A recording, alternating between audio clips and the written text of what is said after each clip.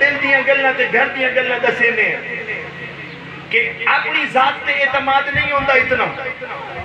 لیکن یہ کلام پڑھیندہ ہے نا، سان بزرگ کا سکھایا، اور میں فرض کرو میں میرے پہ سکھایا، حسنی مبارک اپنے آپ دی کرنی آئی سی، کوئی ضرورت مند نظر آ جاگے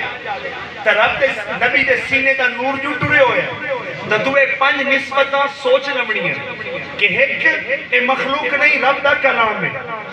دعا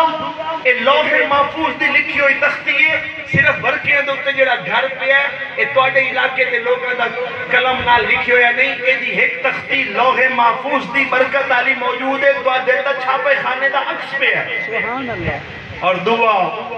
اینو جبرائیل امین دے پاروں چاہ کے اس دنیا آمن دا شرف ہے، ادنال جبرائیل امین دی روح دی برکت ہی ہے،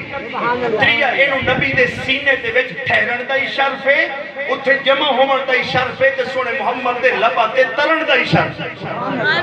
لہذا اس نے مبارک جلے تو دم کرنا ہے، تو آکھنا بے یار پروردگار عالم کریم ان ساریاں پاک نسبتان دا اس مریض نو یا اس فصل نو یا اس جانور نو یا اس گھر نو برکت عطا فرما، اپنے اپنے یقین نہیں رکھنا،